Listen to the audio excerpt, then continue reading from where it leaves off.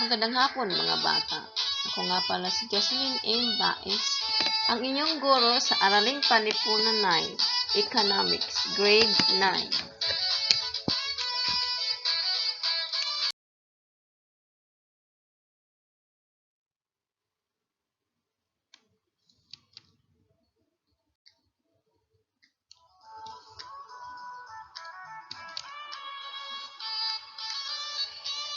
Ang ating mga layunin sa umagang ito ay naibibigay ang kahulugan ng produksyon at napahahalagahan ang mga salik na produksyon at ang implikasyon nito sa pang-araw-araw na pamumuhay.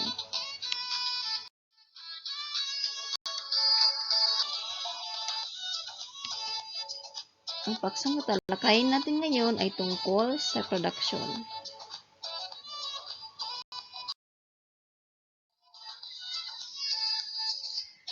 Pero bago natin simulan ng ating leksyon sa araw na ito, mayroon akong ipapakita sa inyo ng isang video. Makinig at unawain ito.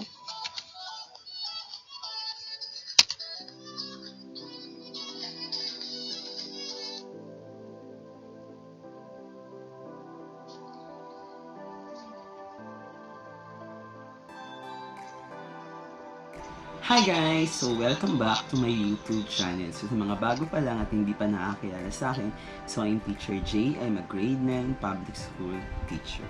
Ano nga ba ang kailangan natin sa ating pang-araw-araw na pamumuhay? Siyempre, kailangan natin ng pagkain.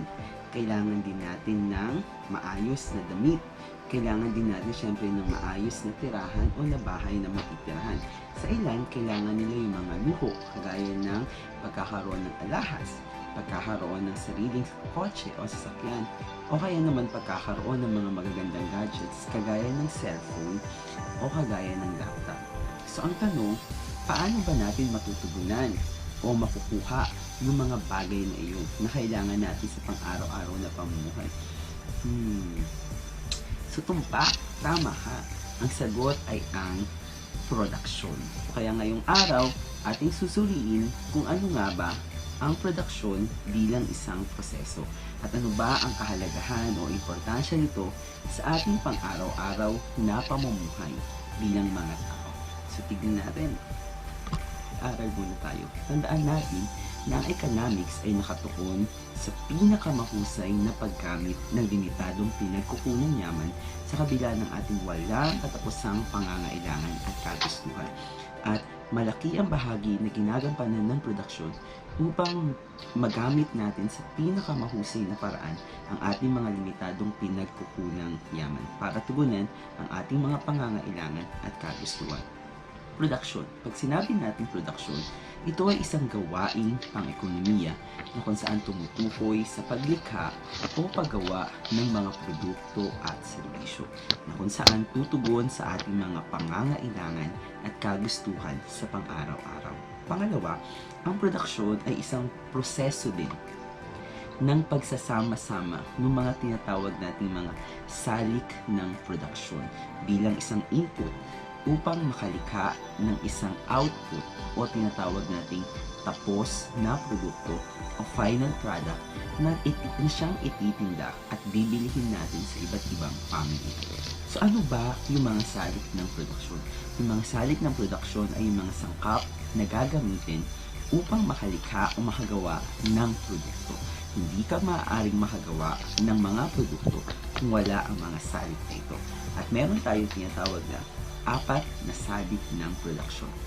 Una ay yung tinatawag natin na lupa. Pangalawa ay yung tinatawag natin na paggawa. Pangatlo ay yung tinatawag natin na kapital. At pang-apat ay yung tinatawag natin na entrepreneur. So ano-ano ba itong mga salik nito? So isa-isahin natin. Number 1 ay yung tinatawag natin na lupa. So pag sinabi natin lupa o yung pinanggagalingan ng iba't ibang mga hilaw na sangkap o hilaw na material o sa English ay raw materials, ito ay lahat ng mga bagay na nakukuha natin na may pakinabang mula sa ating kalikasan o ating kapaligiran. Pangalawa, ang lupa din ang pinakagamit sa lahat ng uri ng ating mga pinagkukunang yaman. So basically, walang produksyon o walang malilikhang produkto kung wala ang lupa. Bakit?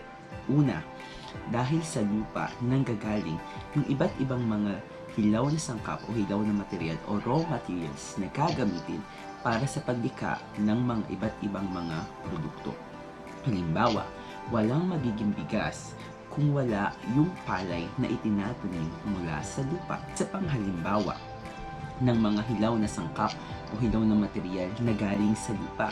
So, walang tomato sauce kung walang kamatis. Walang corned beef kung walang baka.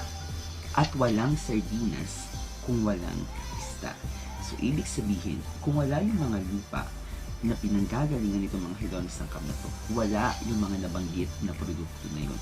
Pangalawa, kung wala din yung lupa bilang isang salik ng produksyon, walang mapagtatayuan ng mga pabrika o mga pagawaan na kung saan doon gagawin at ipoproseso yung mga matatapos na produkto at serbisyo. Pangalawang salik ay ang tinatawag natin na kapital. So ano ba yung kapital? Yung mga kapital ay yung mga bagay na gawa ng tao na ginagamit sa paglikha ng iba't ibang mga produkto at serbisyo. So ano yung mga halimbawa? Halimbawa nito ay yung mga iba't ibang mga gusali, mga computer o mga makinaryang ginagamit. Yung kapital ay maaaring mauri sa dalawa. Maaaring fixed capital o maaari din namang circulating capital. Una ay yung tinatawag natin fixed capital. So ito yung mga kapital na hindi mabilis magpalit ng anyo at matagal ang gamit.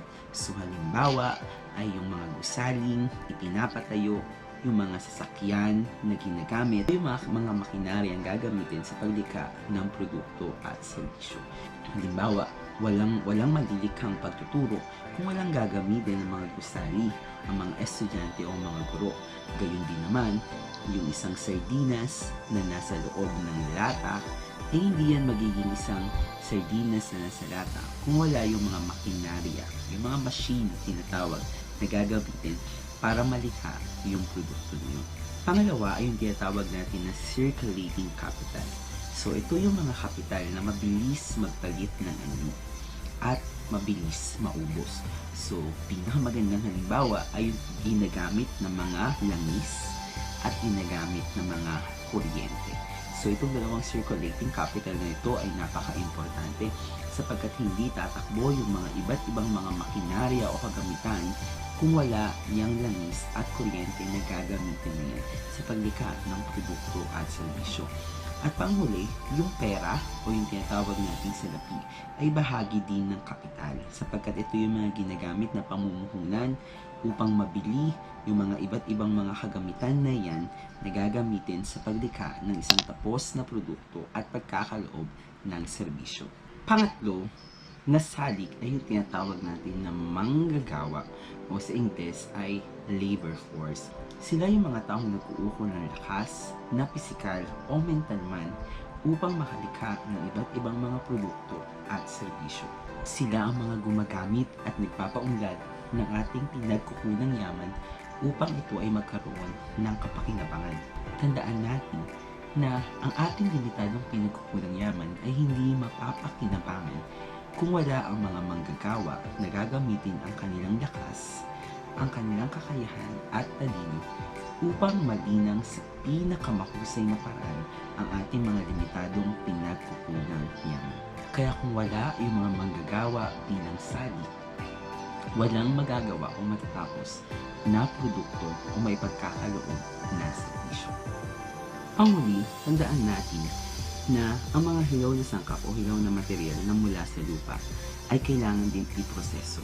Kaya kailangan ito ng mga taong mag-iisip at gagawa upang malikha ang produkto. Halimbawa, ang isang bahay ay hindi malilikha kung wala ang tulong ng mga manggagawang engineer at architect na mag-iisip kung paano malilikha ang bahay. At syempre, hindi rin ito malilikha kung wala ang tulong ng mga manggagawa kagaya ng mga karpintero, pintor at construction workers na magbibigay ng kanilang lakas upang malikha ang bahay. Ang mga manggagawa na ang ginagamit ay kanilang isip kagaya ng mga engineers, architects, teachers at doctors ay mga tinatawag na mga manggagawang mental. Habang ang mga manggagawa naman na gumagamit ng lakas kagaya ng construction workers, karpintero, welder, pintor, tubero at marami pang iba ay mga tinatawag naman ng mga manggagawang pisikal o manggagawang manual. Pero anuman ang kanilang trabaho, ito man ay nakakalob ng isip o ng lakas upang malikha ang produkto, pareho silang importante o mahalaga sa bahagi ng produksyon. Kaya naman ito ang ikatlong salik ng produksyon. Pang-apat at huling salik ng produksyon ay yung tinatawag nating entrepreneur. So sila yung mga taong namamahala sa pagsasama-sama ng mga salik ng produksyon upang makalikha ng produkto o serbisyo. So tinatawag din silang mga negosyante. So halimbawa nila ay ang mga C ng SM, si Gokong Wei ng Robinsons, si Lucio Tan ng Philippine Airlines at si Manny Pangilinan ng PLDT. Bilang mga entrepreneur, sila din yung mga tinatawag o itinuturing na utak ng produksyon. Sapagkat hindi lang nila pinagsasama-sama yung mga salik, kundi pinag-iisipan din nila kung ano ba yung mga salik na dapat pagsama-samahin na kung saan makakalikha sila ng mga produkto na kung saan matutugunan nila ang ating pang-araw-araw na pangangailangan, ngunit makapagbibigay din sa kanila ng malaking kita o tubo sa kanilang negosyo. Sa pagsasagawa ng produksyon bilang proseso ng paglikha o paggawa ng produkto o serbisyo, may 4 na salik ng produksyon ang kailangang magamit upang makalikha. Ito ay ang lupa, paggawa, kapital at entrepreneur. Alinman sa isa ang mawala ay walang magiging produksyon. Lahat ng salik ay importante at mahalaga para sa pagsasagawa ng proseso ng paglikha ng produkto o serbisyo. Panghuling bahagi ng ating talakayan ay paano ba nalilikha ang mga produkto o serbisyo gamit ng iba't ibang mga salik. So meron tinatawag ng mga antas ng produksyon. Ito yung pagkakaroon ng input, pagkakaroon ng process at output. So sa madaling salita, dumadaan sa primary stage, secondary stage at final stage ang iba't ibang mga salik ng produksyon upang makalikha ng isang tapos na produkto o serbisyo na ititinda sa pamilihan at mapakikinabangan natin mga mamimili o consumer. So magsimula tayo sa input. So halimbawa, damit. So dito sa input o dito sa primary stage ay pagsasama-samahin yung mga tinatawag na mga salik ng produksyon. So kung damit ang kailangan malikha ang produkto, ano yung magiging input o ano yung mga dapat pagsama-samahin mga salik ng production doon sa primary stage. So, nandiyan yung mga gagamiting tela, nandiyan yung gagamiting sinulit, yung makina sa pananahe, yung mananahe bilang manggagawa, at syempre yung mga ngasiwa doon sa mga mananahe para masiguradong maayos at mabilis nilang matatapos yung kanilang damit na tinatahi. So, pag okay na lahat ng salik ng produksyon doon sa input o doon sa primary stage, pupunta na sa next stage, doon sa process o doon sa secondary stage. Ito na yung pagsasama-sama ng mga salik at pagpoproseso ng mga salik ng produksyon upang makalikha ng isang produkto.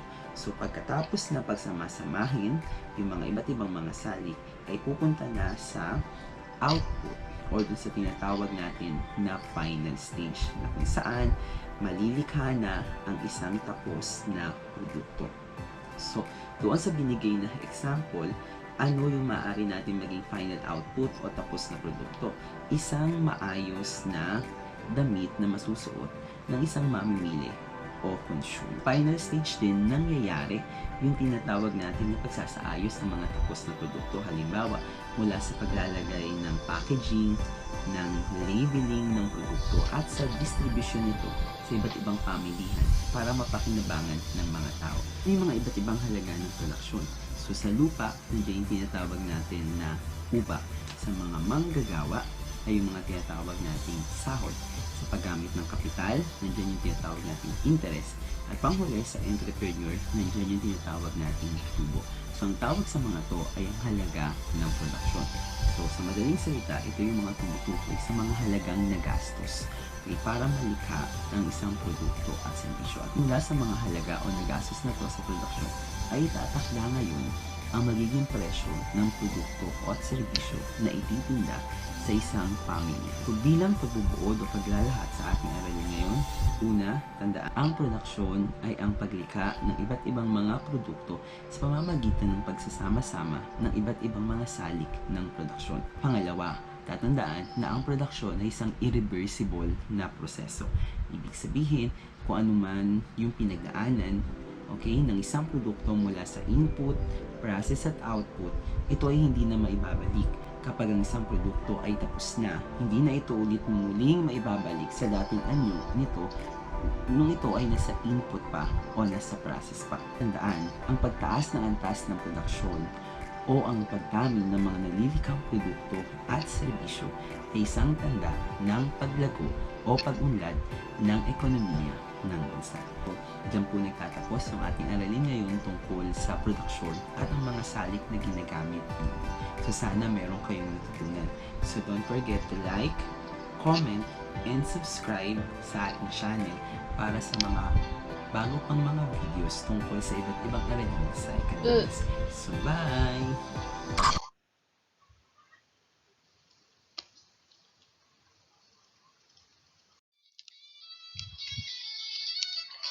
Para mas maintindihan pa sa lahat, ang ating pang-araw-araw na buhay ay kaakibat ng ating pagkonsumo ay ang produksyon upang matugunan ang ating mga pangangailangan at kagustuhan.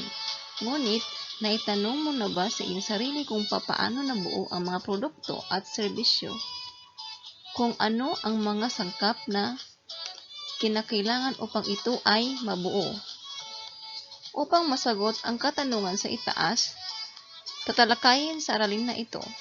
Upang masagot ang katanungan sa itaas, tatalakayin ang aralin na ito, ang mga salik ng produksyon at implikasyon nito sa inyong pang-araw-araw na pamumuhay. Ang proseso sa paglikha ng mga produkto at serbisyo ay tinatawag na produksyon.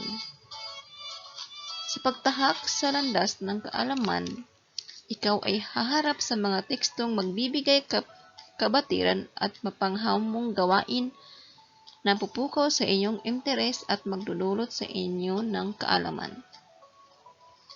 Sa pagkatapos ng araling ito, inaisahan na ikaw ay makapagpapaliwanag sa kahulugan ng produksyon, mapahalagahan ang mga salik at implikasyon nito sa pang-araw-araw na pamumuhay.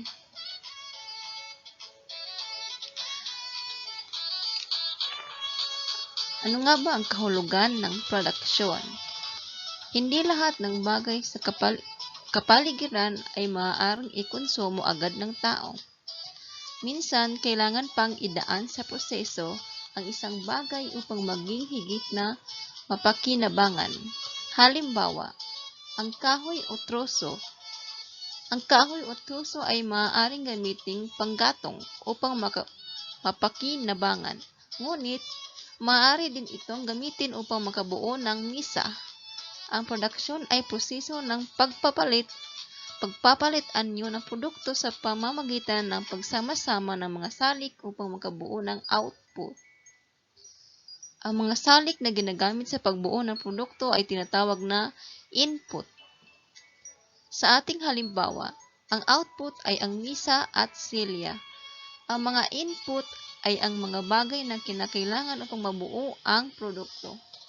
Ang mga input na kahoy, makinarya, kagamitan, at manggagawa na ginamit sa pagbubuo ng produktong misa o silya ay mga salik ng produksyon. Mga salik ng produksyon. So, mayroon tayong 4 na salik na produksyon. Una, kapital, lupa, paggawa at entrepreneurship. Nagiging posible ang produksyon sa pagsama-sama ng mga salik o factors of production tulad ng lupa, paggawa, kapital at entrepreneurship. Suriin ang kahalagahan ng sumusunod na salik at ang implikasyon nito sa pang-araw-araw na pamumuhay. Lupa bilang salik ng produksyon. Sa economics, ang lupa ay hindi lamang tumutukoy sa tinataniman ng mga magsasaka o pinagtatayuan ng bahay. Kasama rin dito ang lahat ng yamang likas sa ibabaw at ilalim nito, pati ang mga yamang tubig, yamang mineral, at yamang gubat. Hindi tulad ng ibang salik, ang lupa ay may naiibang katangian sapagkat ito ay fix o takda ang bilang. Sa makatuwid, ang wastong paggamit ng lupa ay mahalaga. Malaki man o maliit ang sukat nito, kailangan tiyakin ang pagkakaroon ng produktibong paggamit. Tutungo naman tayo sa lakas paggawa bilang salik ng produksyon. Ang mga likas na yaman at mga hilaw ng sangkap ay hindi magiging kapaki-pakinabang kung hindi gagamitin at gagawing produkto.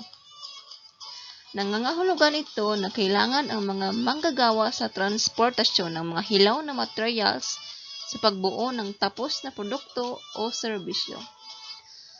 Ang lakas paggawa ay tumutukoy sa kakayahan ng tao sa produksyon ng kalakal o serbisyo. May dalawang uri ang lakas paggawa. Ang mga manggagawang may kakayahang mental o silang mga tinatawag na may white-collar job. Mas ginagamit ng manggagawang may kakayahang mental ang kanilang isip kaysa lakas ng katawan sa paggawa. Halimbawa,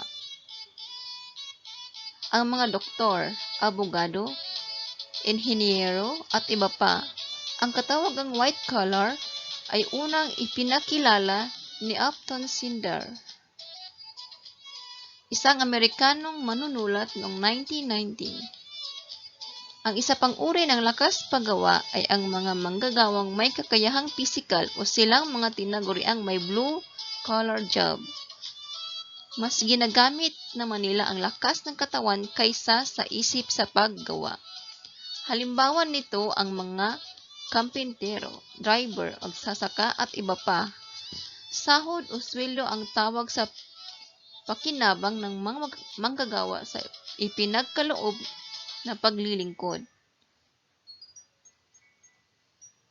Ang mga manggagawa ay may malaking ginagampanan sa ating pang-araw-araw na pamumuhay sapagkat ang kanilang paggawa ng produkto at serbisyo ay tumutustos sa ating pangangailangan.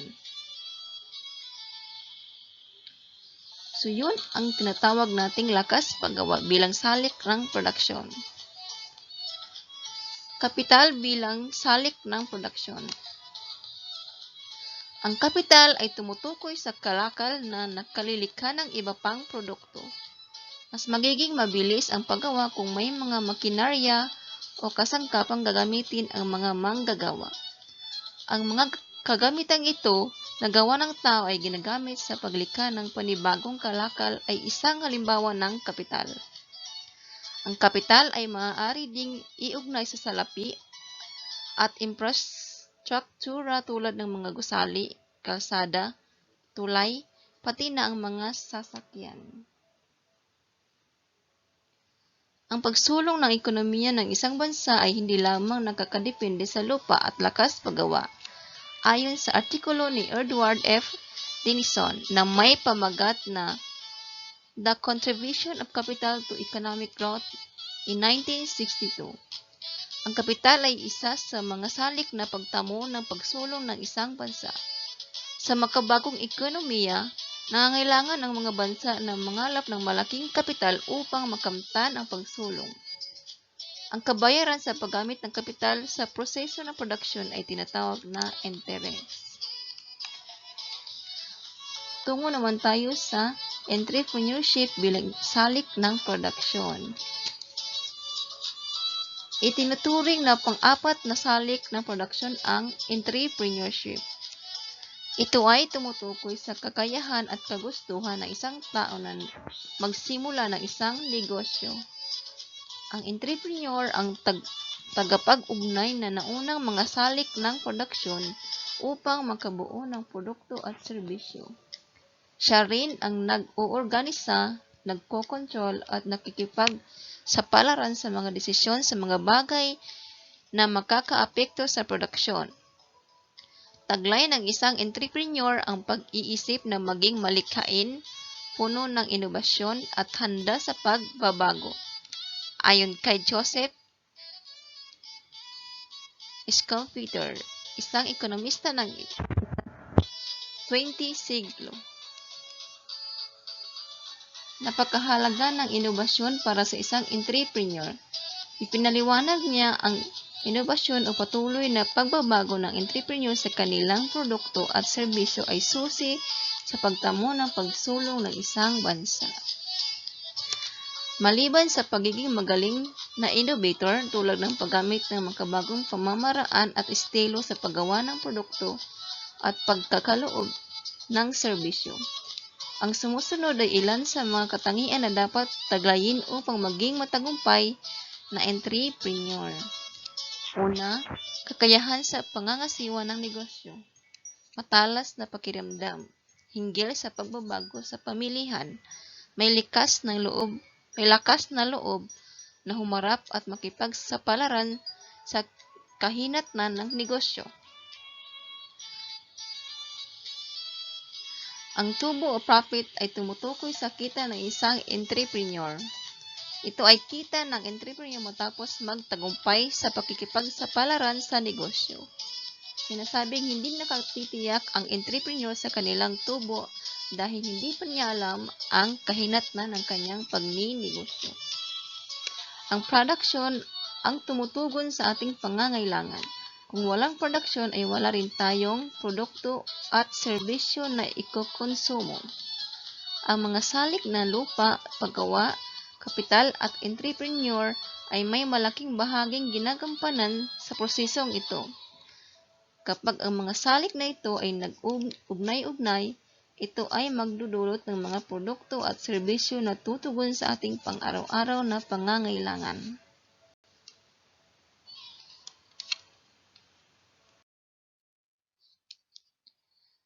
So dito nagtatapos ang ating leksyon sa umagang ito. Kung mayroon kayong mga katanungan, maaari kayong makipag-ugnayan sa aking cellphone number 0905-1571-448. For your activity and evaluation, just visit our guide if link. Thank you and God bless.